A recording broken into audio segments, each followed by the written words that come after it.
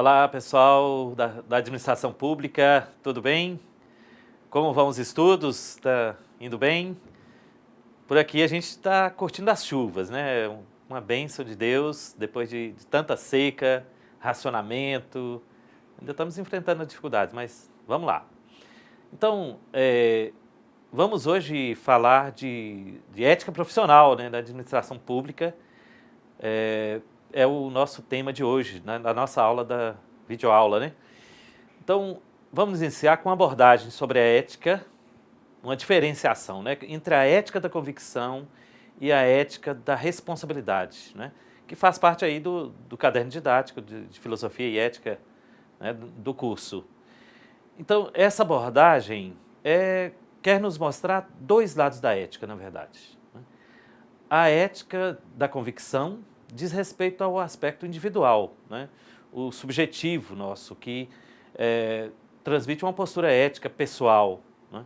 É aquilo que a gente faz como convicções próprias. E a ética da responsabilidade é o aspecto social, né? Que aborda assim, as consequências sociais das nossas ações, né?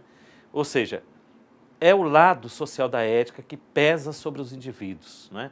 O grupo social, a comunidade que imprime certos princípios e regras para ser seguidos. Então, nesse sentido, a responsabilidade social faz com que os indivíduos adequem suas convicções pessoais ou profissionais ao contexto, né, onde se vive. Então, sobretudo, assim, as repercussões do agir próprio em relação à sociedade na qual a pessoa está vinculado, né? Então, nós temos aí uma questão que o pensador alemão Max Weber nos coloca a partir aí das reflexões do texto didático, né?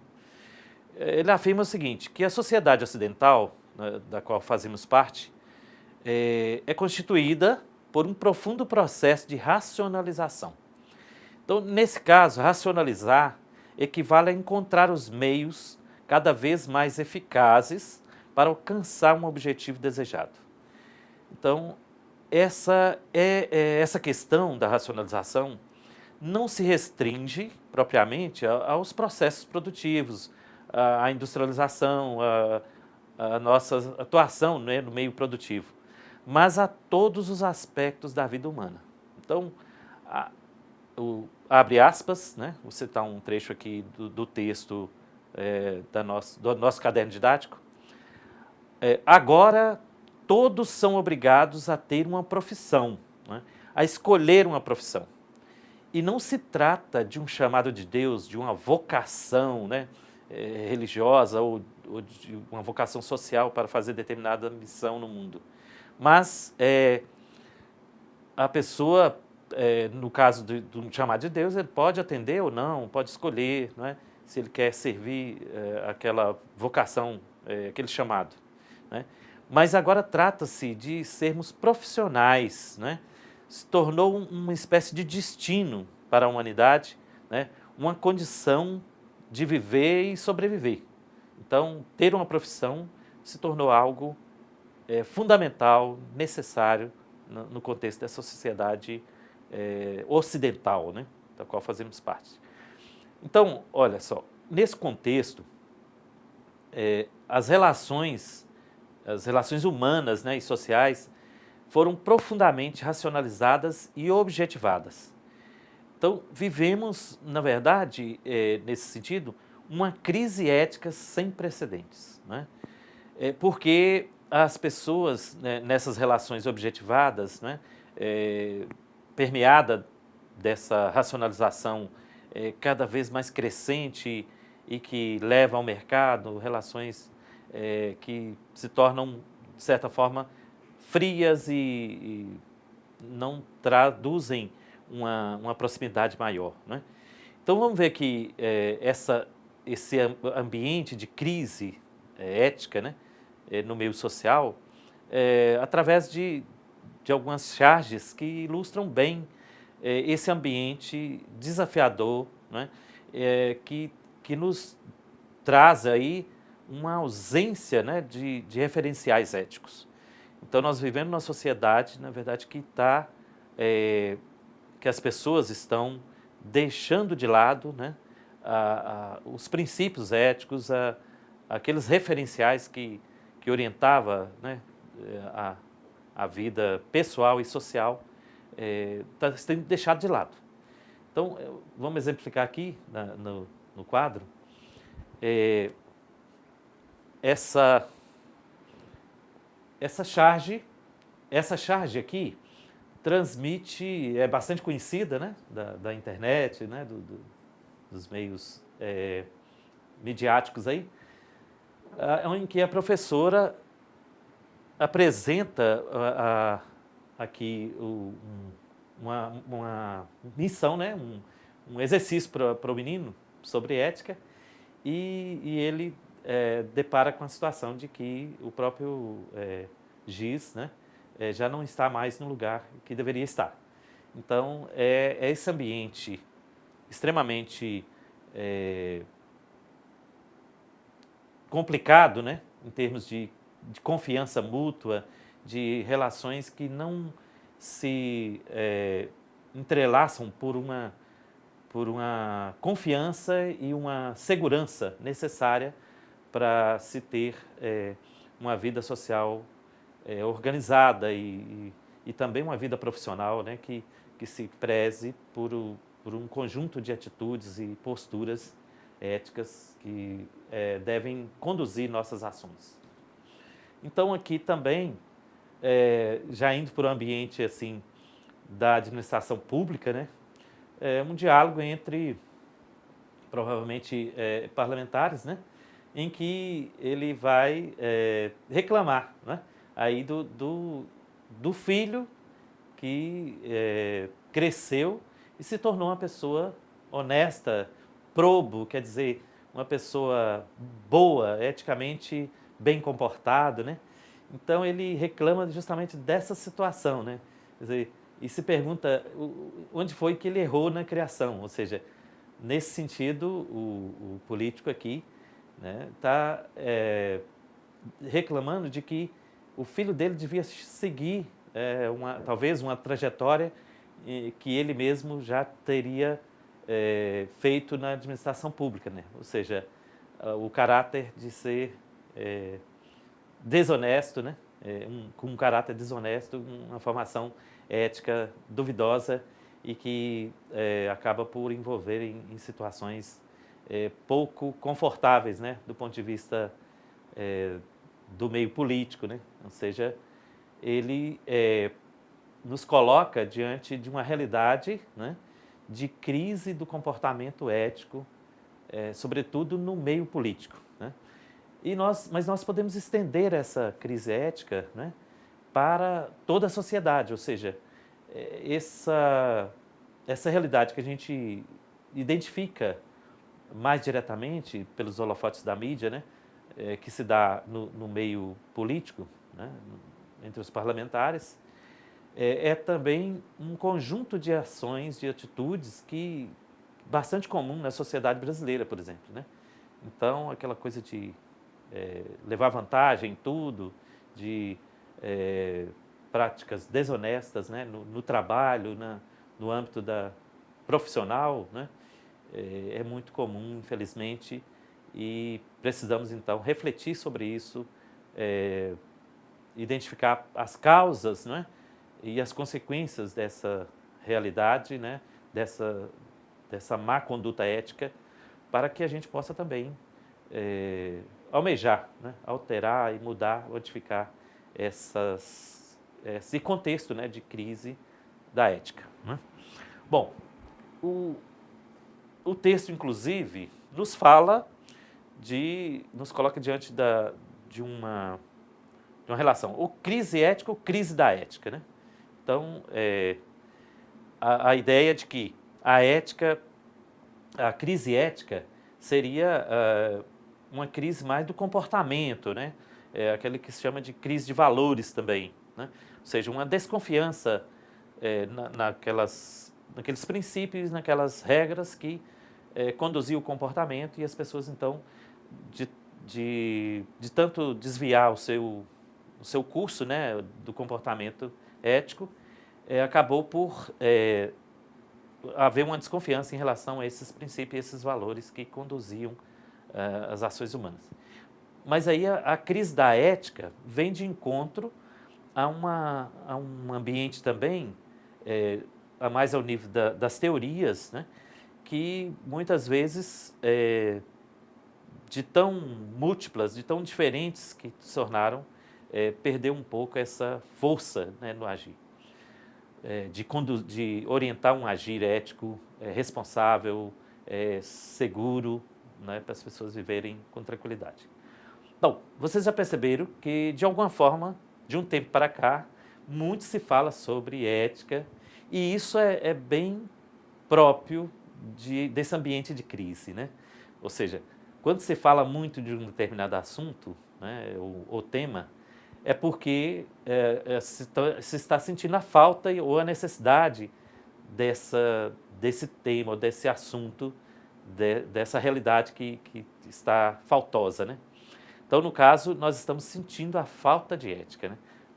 Portanto, ao nos deparar com uma série de reflexões ou mesmo de constatações sobre o mau comportamento ético, nós estamos falando dessa crise, dessa falta que nos faz um conjunto de ações, de princípios que conduzem essas ações também de forma ética. Então, isso nos leva a perguntar possíveis estratégias, né, que a gente deve ter para resgatar esses valores perdidos, né? Ou colocando novos valores, né, que sejam superiores aos que estão sendo deixados de lado, né? Ou então aprimorar ou atualizar aqueles princípios e valores que a gente já acredita, né? Por exemplo, ser honesto em qualquer situação, né? Então, isso deve prevalecer, né? Ou seja, esse valor ético, esse princípio ético, esse valor moral, né, uma regra moral, né, não ser honesto em qualquer situação, ele continua válido, ele continua atual e deve ser seguido, né? Deve ser aprimorado na verdade, o comportamento em relação a esse princípio ético de primeira ordem, né?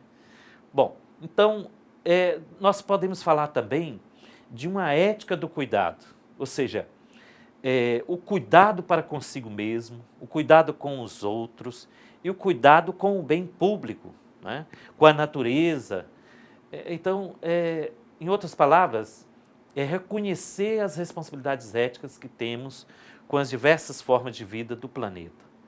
Então, quando a gente pensa numa ética do cuidado, a gente precisa estar ciente, né, de que todo comportamento inadequado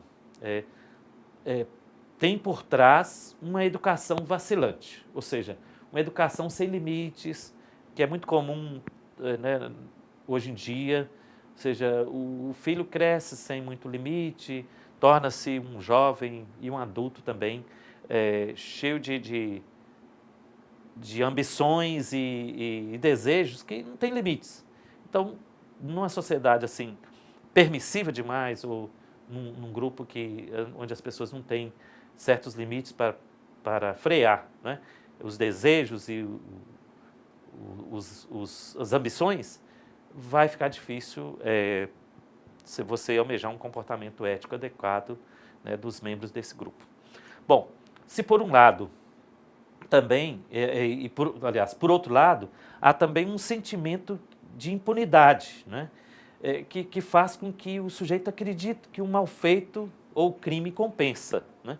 Então, nesse ambiente de uma educação sem limites, e, por outro lado, uma falta de limites, né, ou melhor dizendo, punições ou um clima de impunidade, aí o ambiente realmente fica propício a uma crise, né, tanto do comportamento ético como uma crise de referenciais éticos para conduzir a vida social, né? Então, o certo é que ninguém nasce moral, né? Ninguém nasce consciente dos valores e dos princípios éticos que ele deve assimilar como bons, né? Então, há que se fazer um processo de educação do caráter da pessoa, né? Então, nós podemos até perguntar, como a educação do nosso caráter anda nos termos atuais, né? Que regras e que princípios devemos seguir como pessoas e parte de uma sociedade e também como profissionais, né? Até que ponto nossas relações têm sido conduzidas por um conjunto de princípios e atitudes que possam trazer conforto, trazer benefício para o grupo, para as pessoas que fazem parte da mesma comunidade, né? Então, nós podemos até ter que retomar a Max Weber, né, aquele pensador alemão, que diz algo sobre a ética, né? Então, para Weber, abre aspas, a ética é o conjunto das crenças que se manifestam nas atitudes práticas de um povo, né, de uma sociedade, de uma comunidade religiosa. Então, cada povo, cada sociedade, cada forma religiosa tem, assim, a sua ética própria, né? Ao mesmo tempo em que povos, sociedades ou religiões estabelecem seus códigos de comportamento correto, né? Nasce também a tendência de refletir sobre os comportamentos humanos para encontrar uma justificação racional dos mesmos, né? Então, tentando justificar as escolhas, né, que as pessoas fazem em determinado contexto, em determinado ambiente social, né? Isso equivale a querer encontrar as razões que fossem válidas para todos os seres humanos e para todas as circunstâncias da vida de uma comunidade. Então, falamos aqui de uma nova justificação que é sinônimo de racionalização, né? Fecha aspas. Então, Weber, na verdade, ele aponta uma reflexão importante em que, em sua obra, né, A Ética Protestante e o Espírito do Capitalismo, ele diz que naquele momento, naquele ambiente do século que se deu o protestantismo, né, da partir da modernidade, houve uma ideia de que o trabalho não é mais visto como castigo de Deus. Então, isso permeou a ética, tanto a ética calvinista, né, como também a ética luterana. A questão é que no catolicismo medieval, e também pode-se dizer na mitologia grega, nos relatos da mitologia, as concepções sobre o trabalho é de que ele se apresenta como um castigo de Deus, ou castigo dos deuses, no caso da mitologia, né? Então, essa mudança nas concepções sobre o trabalho trouxe um ambiente, trouxe um referencial diferente, né, na modernidade. Há uma valorização do trabalho como meio da própria pessoa aprimorar, né, aprimorar-se diante de Deus, né? Com o trabalho o homem se aproxima mais de Deus, pois este é abençoado por Deus, né? E não mais um castigo de Deus, né? E, nesse sentido, o trabalho é visto como a própria ascese, né, que provoca essa aproximação do homem a Deus, né? Então, com o protestantismo, há uma contribuição para que os resultados do trabalho, nessa concepção, né, da ética protestante de Weber, né, os resultados do trabalho também são abençoados por Deus, né? Então, os lucros, né, já vivenciados naquele ambiente do início do capitalismo, são agora abençoados por Deus, né, pela religião cristã vivida no protestantismo, né? Então, todo o sistema capitalista, econômico capitalista, vai ser admitido como uma ação benéfica, um trabalho abençoado e também não uma condenação mais sobre os lucros vindos do trabalho, né? Isso torna-se benéfico, né, para aquela sociedade e vai contribuir decisivamente para o desenvolvimento de uma cultura em que os indivíduos vão se embrenhar-se, né, no trabalho e movido por uma própria fé religiosa, né, em que ele está ali realizando também uma ação de Deus no mundo, né? Então, enquanto transforma a natureza, transforma a realidade, ele se transforma também, né? Essa é uma visão, uma concepção que permeia um outro tipo de filosofia, né? Por exemplo, a filosofia marxista, que não é próxima do protestantismo, aliás, é até ateia nesse sentido, mas que também vai ocorrer ali uma valorização do trabalho, né? O trabalho é um meio de transformar a natureza, mas é também um meio de transformar a si mesmo, né? Transformar o próprio homem. O trabalho é visto como uma ação positiva no mundo e na vida das pessoas, né? Então, para muitos, esses valores que vindos dessa nova cultura, né, religiosa e também industrializante, né, industrial, elas não condizem mais com aquela maneira velha de agir, né? Mas também há aquela situação em que as pessoas passam então a acreditar em novos valores, em novas concepções que vão conduzir suas ações no mundo, né? Mas no Brasil, por exemplo, aí, voltando àquela situação, né, de crise ética, né, na verdade é o seguinte, podemos fazer um recorte aqui. Essa ética moderna, né, movida também por uma concepção religiosa, também tem seu curso de crise, né? Ou seja, não mais esses valores religiosos não orientam assim a vida de todos.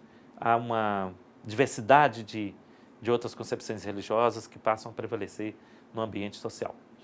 Então, acrescentando-se a isso, no Brasil, há uma ideia que o autor aponta no próprio caderno didático, o que ele chama de lei de Gerson, né?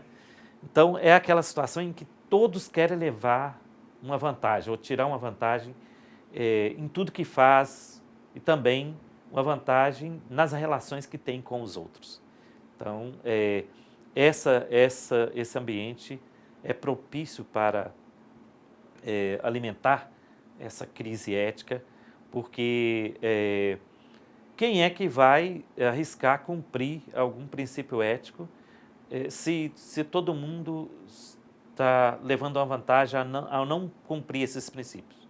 Então o ambiente fica assim, como eu vou ser ético numa condição em que as pessoas estão querendo levar vantagem em tudo e um passando a perna no outro, né, e cada qual se estabelecendo de forma a não obedecer e não observar esses princípios éticos, né? Então a pergunta é essa: por que me esforçar para estabelecer alguma norma para a convivência humana, né? Então tem algo a ver com a experiência humana atual, em que todos somos diariamente levados a nos converter a um individualismo cínico, né? Que no Brasil ele recebe novamente esse nome, né, de lei de Gerson. Abre aspas, tenho que tirar vantagem de tudo e de todos, né? Do contrário, serei engolido pela situação ou pelos outros concorrentes. Então, imagina isso no ambiente de empresa, no ambiente também da administração pública, né, onde as disputas são muitas, né? Então, essa experiência dramática está na flor da pele, né? Não só no campo econômico, mas também na vida cultural, na vida profissional e, quem sabe, até entre também os administradores públicos, né, que estão sujeitos a essa concepção, né, que estraga aí as relações humanas. Então, todos nos damos conta do seguinte: cada vez mais somos empurrados para a produtividade e para a competição com os colegas, né? Ser competitivo tornou-se uma virtude, né? E se o bem for, aliás, se o bem for apenas para mim, né, então o competidor será virtuoso e bom, quer dizer, eliminando os amigos ou os colegas e, quem sabe, até de forma violenta, bruta, né? No caso, provocando a morte de alguém para poder tirar uma vantagem nessa competição ou nessa corrida, né? Também por isso, aumentou nossa dificuldade em definirmos, né, teórica e praticamente, o que seja o bem e o mal hoje, né, acerca do que devemos fazer e do que devemos evitar em nossas relações sociais, né? Então, é nesse contexto que podemos falar de uma ética profissional, né, convictos de que nosso fazer e nosso agir profissional sejam orientados por princípios e regras sintonizadas com grandes modelos éticos que vêm de nossas tradições religiosas, nossa tradição filosófica e também política ocidental, né? Nós temos uma vasta cultura aí que nos dá a condição de buscar esses elementos, esses princípios. Por um lado, influenciados por certos costumes e hábitos que vêm de uma prática social boa. Por outro, há um conjunto de hábitos e uma prática social também corrupta e inadequada, né? Ou seja, então nós estamos como é que diz? Vivendo esse paradoxo, né? Ou uma situação de conflito. Se por um lado nós temos raízes culturais que nos levam a princípios éticos, né? De orientação cristã, né? De orientação política e filosófica que garante o bem-estar e relações seguras, por outro, nós vivemos um contexto bastante modificado, né, por uma prática social sem os elementos éticos necessários para a segurança coletiva, né, individual e coletiva. Então, essa situação preocupa e nos trazem uma série de desconfortos e problemas, consequências ruins para essas relações. Mas vamos ver então um slide que nos apresenta alguns princípios éticos do Código de Ética do Administrador Público, para que a gente se oriente nesse contexto por ações que devem ser levadas a cabo por aqueles que assumem nossas empresas, nossa política, né? Nossos cargos. Então aqui nós temos o problema da ética no serviço público, que é tão antigo quanto o próprio governo, né? Formado para dirigir as cidades no tempo antigo. Mas assim, a gente pode ilustrar com esse tempo antigo o processo histórico que se deu após nessa trajetória da administração pública. O que nós vimos que, diante de um ideal ético, né, utópico no sentido de que não é impossível, né, a gente vislumbrar uma esperança de que as coisas vão caminhar bem para o futuro, né? Então, a gente pode recorrer ao passado para perceber o quanto modificou-se ao longo da história essa questão da ética na administração pública e, claro, vislumbrando também o nosso futuro, né? Bom, em primeiro lugar, pode-se compreender a administração pública como um braço do executivo, né, do governo. A estrutura que permite formular, implantar, executar as políticas públicas por esse governo, né, pelo governo que define essas políticas. Bom, então, em seguida, nós podemos também dizer que a perspectiva da prática profissional dos administradores públicos, né, envolvem cotidianamente as atividades organizadas por essa estrutura administrativa, né, e que pode ser vista, né, no campo do conhecimento, né, da pesquisa, sobre dois pontos de vista, né, sobre dois elementos. A primeira é que é importante sempre lembrar, né, essa questão do conceito da ética, né? Nós já vimos na primeira aula, na segunda, né? Mas é sempre bom enfatizar essa questão, lembrar o conceito de ética, né? Então, é tentar perceber que a questão da ética não há possibilidade de você ser neutro, Você pode ser livre, mas neutro não, pois o conceito exige uma tomada de posição, né, por parte da pessoa que estuda, e, na verdade, cada um que quer ser ético deve conhecer essas verdades, né? Então, deveria ser o estudioso, né, que não apenas revela sua visão de como o mundo deveria ser, mas também os valores que ele esposa, né, ou seja, o que ele acredita e defende. Bom, então Aristóteles, em sua Ética Nicômaco, né, uma obra famosa, afirmou que toda arte e toda investigação buscam um bem, que é a tendência para a qual todas as coisas convergem. Esse bem é a finalidade, né, suprema, o sumo bem, para o qual, segundo ele, a ciência política pode discuti-lo para todas as nações e cidades, né, e se mostra como uma discussão adequada.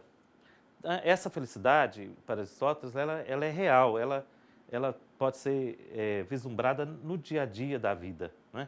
Ou seja, através do conhecimento, através da ação política, não é? A convivência com os semelhantes, né? Por isso que ele chamou de animal político, é possível que a pessoa alcance essa felicidade aqui mesmo na Terra, né? É só almejar agir bem, né, orientado pelo conhecimento e por essa convivência saudável entre semelhantes. Bom, e a questão específica da ética na administração pública, então, nós percebemos que há alguns princípios que precisam ser seguidos e que estão, inclusive, no Código de Ética também do administrador público. Então, zelar pelos interesses de cada cidadão, zelar pelos interesses gerais da sociedade, né, e seus valores, e assumir um compromisso também social que ele aporta responsabilidades, ou seja, essa é a questão do papel do administrador público, né?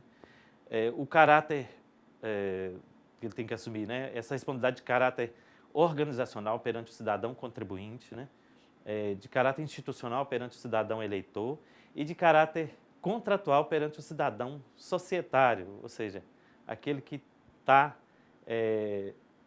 parte desse sistema político, né? E a administração pública tem ainda essa experiência difícil, né? Que sempre é acusada de morosidade, de desarticulação, de incompetência, de despecismo, um tipo também de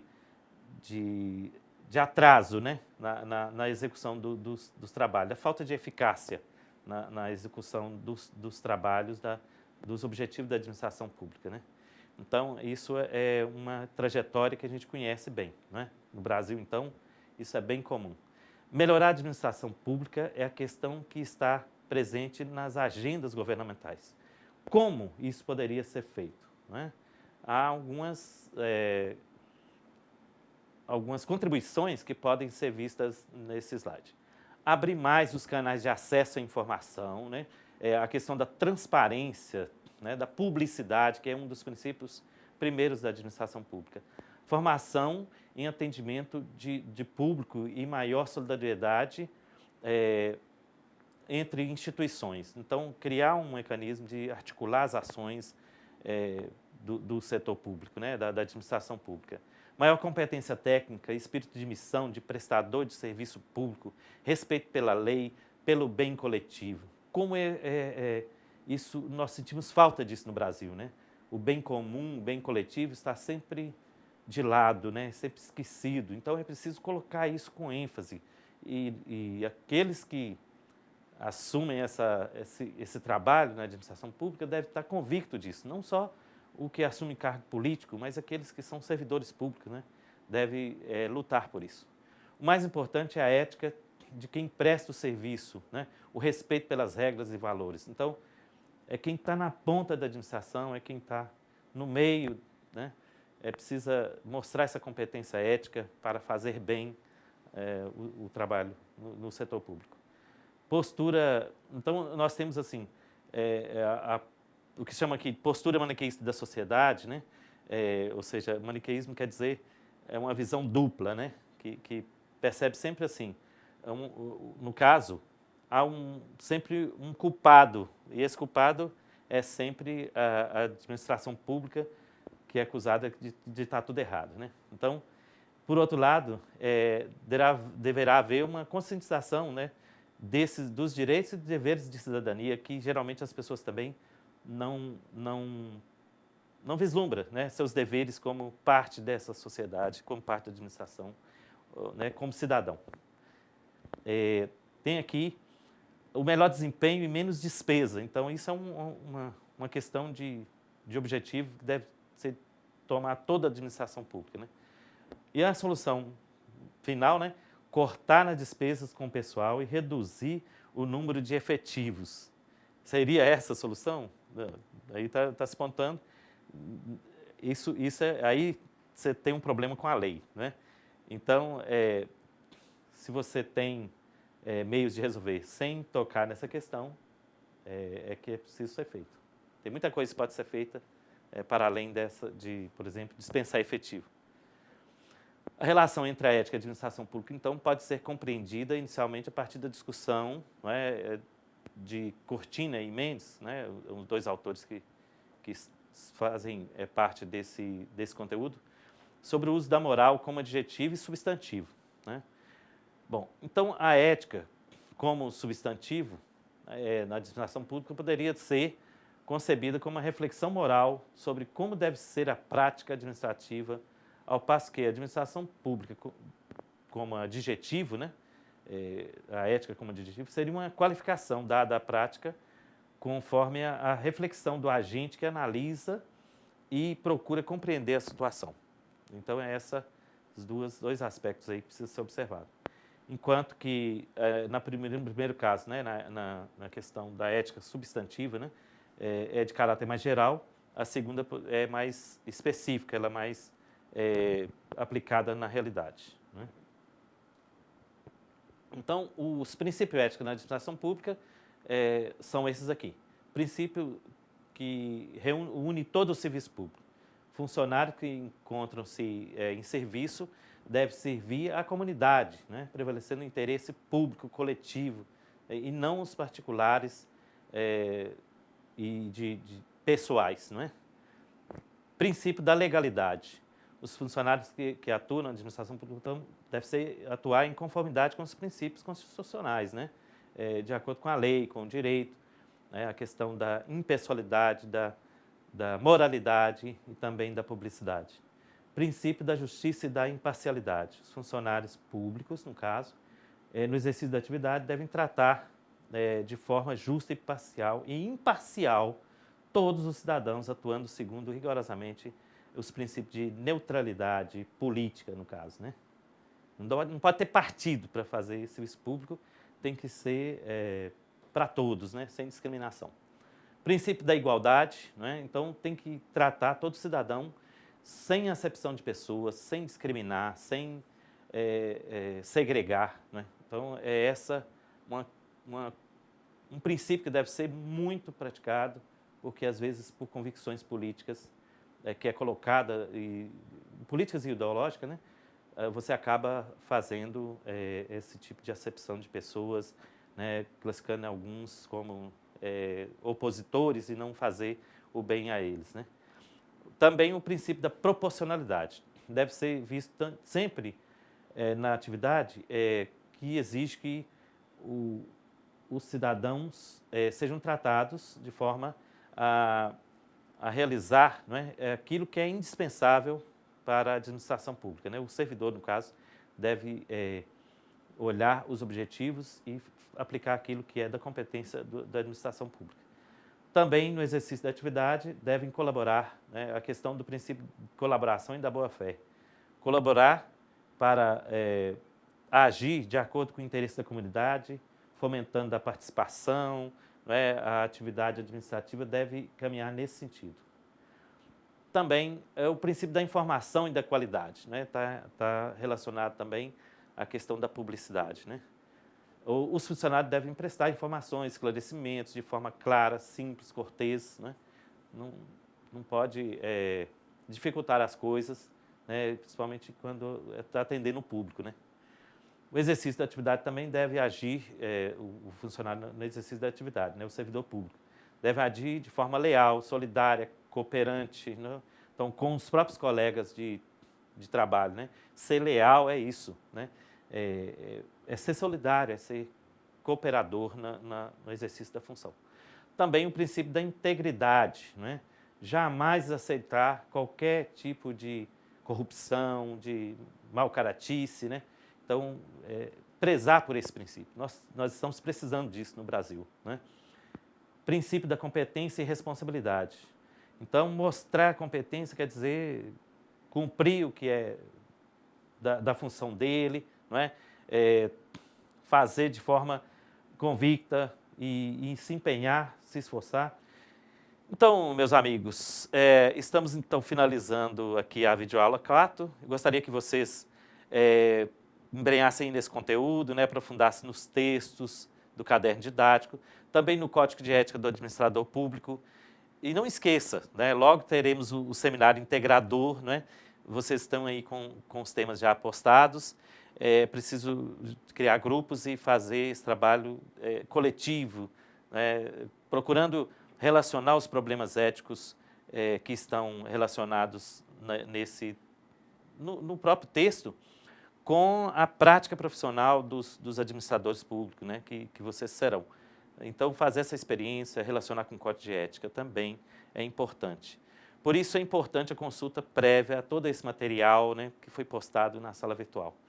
Prepare-se, tenham bons estudos e, nesse final e início de ano, né, um feliz ano novo para todos, boas festas, né, e até breve.